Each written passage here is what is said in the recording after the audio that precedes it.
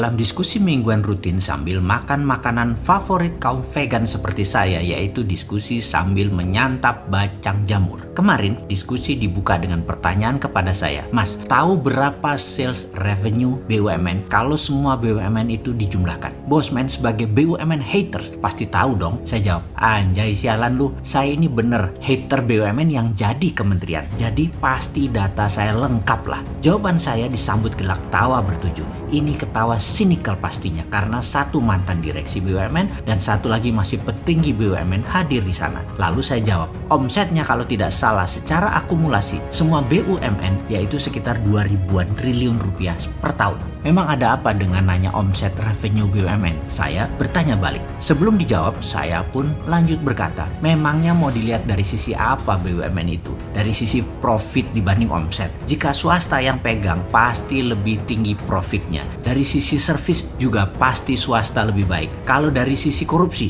swasta nggak ada korupsi. Kalau dikorupsi, pengelolanya langsung kolaps perusahaannya. Kalau BUMN dikorupsi, merugi, negara injek tambah dana dan fasilitas dari APBN. Surga bener deh tuh BUMN. Asli saya geblek-geblekin BUMN bobrok semua kok dipiara di bawah kementerian. Amit-amit banget dah. Saya mulai nyolot. Pokoknya enak kerja di BUMN. Ukuran suksesnya gampang. Proyeknya, proyek pemerintah. Komisarisnya, pejabat kementerian terkait dan para pendukung pilpres. Modal kalau kurang, negara yang bantu. Tambah subsidi lagi terhadap harga jual. Seperti pupuk misalnya. Pokoknya siapa saja bisa jadi direksi BUMN. Gak usah pinter, pokoknya nurut diatur. Wes, itu aja syaratnya. Sebuah kalimat yang menunjukkan sinisnya saya dengan BUMN di bawah kementerian. Kenapa Mas Mardigu gak suka sama BUMN sih? Demikian salah satu yang hadir yang baru beberapa kali ketemu, yang belum kenal sekali sifat asli saya. Kalau yang sudah tahu tahu banget, saya ini anti pemerintah berbisnis. Saya ini pro UKM dan pro wira swasta. Oke, saya tanya balik kepadanya. Dari sales 2.000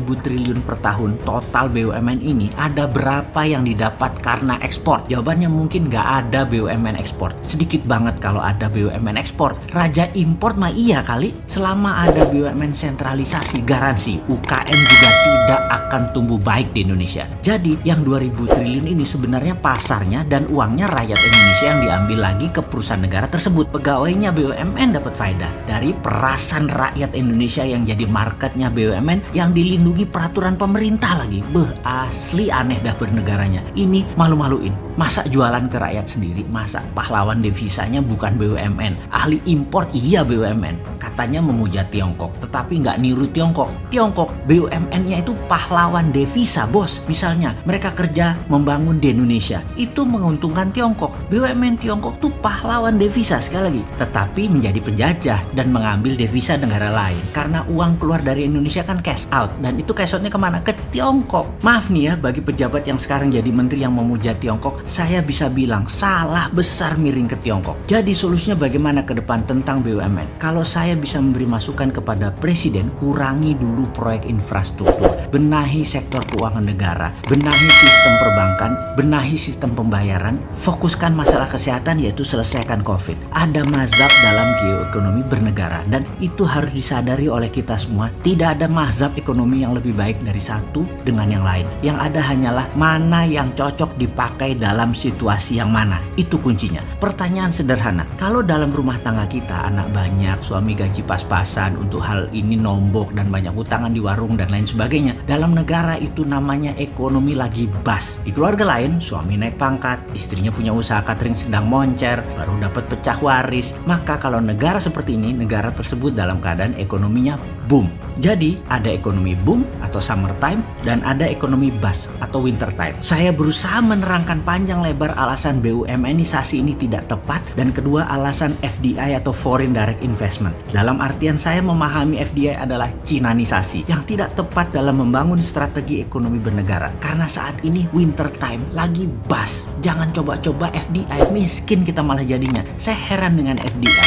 asing masuk dikasih fasilitas, pajaklah dikasih tax holiday, kemudian tarif masuk barang yang murah dan lain sebagainya. Padahal kalau di MMT, ekonomi yang dianut oleh kita kaum Sontoloyo ini, DDI itu lebih penting. Apa itu DDI? Domestic Direct Investment. Itu yang diutamakan, bukan foreign atau asing. Lalu alasan Indonesia nggak ada rupiah sehingga investasinya nggak ada, itu aneh lagi. Indonesia nggak punya rupiah, asli aneh. Kalau Indonesia nggak punya dolar wajar, bukan mata uang kita, tapi nggak punya rupiah, itu aneh bin ajaib. Oke, kita lanjut. Lalu kalau melihat langkah ekonomi makro mikro sekarang lebih parah, malah kesentralisasi BUMN dan kekuatan oligarkinya malah dikuatkan. Ya monggo aja, atau gini deh, terserah 4L kali ya. Mudah-mudahan semua aman, bisa melewati petaka COVID dan gak terjadi krisis ekonomi lebih parah. Karena menurut saya pribadi, ketika strateginya gak terlalu mendukung UKM, kayaknya ekonomi akan terseok-seok tahun ini dan tahun kedepannya. Kita kaum Sontoloyo ingin sekali berkontribusi mengembangkan UKM, salah satunya dengan MMT. Tetapi apa daya, tangan tak sampai, suara tak terdengar. Yo wis, sakarepmu,